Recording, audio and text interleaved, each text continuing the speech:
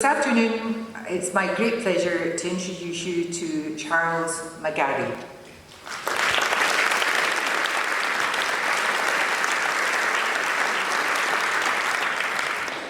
Good afternoon.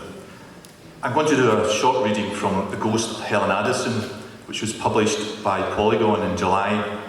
It's a golden age crime adventure meets gothic ghost story set largely in rural Argyll. It's the first in a series starring Leo Moran, a connoisseur and private investigator who experiences visions pertaining to certain crimes. My reading is from when, after Leo has fallen out with the police and has returned to his hometown of Glasgow. Little does he know that the murderer, known as the Beast, has followed him down with the intention of killing him.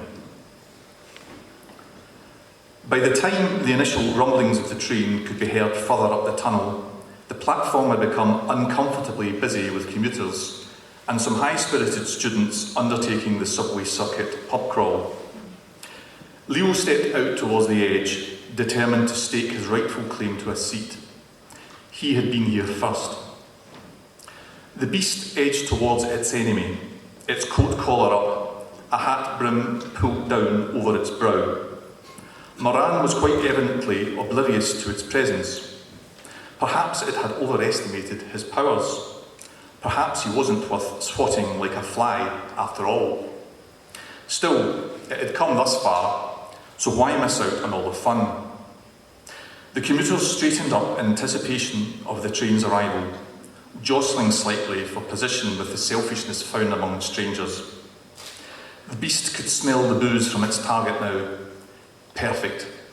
It would seem like so many other Glasgow drunks who had stumbled towards an inevitable early demise beneath hooves, charabancs, trams, trolleybuses and steel wheels. The Beast glanced right towards the mouth of the tunnel. The twin headlights of the train appeared, the noise now dramatic, portentous, cinematic. Just one little push would be all it would take. The toy clattered to the floor and bounced towards the platform edge and the abyss beyond. The nearby commuters ignored it, perhaps too tired, perhaps too self-consciously British to become the centre of attention. Yet it was instinctive for a gentleman such as Leo to stoop down and halt its progress. He brandished the trophy at the child's mother, who took it with a murmur of uneasy thanks. She too could smell the booze.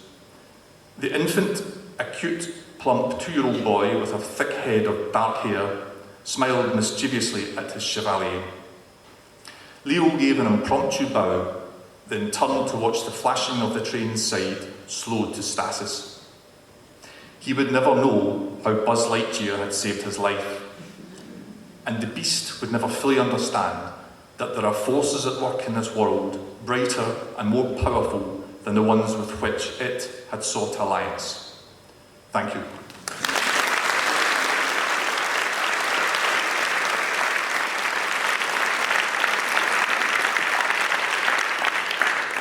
In case you didn't catch it, the man's name is Charles McGarry.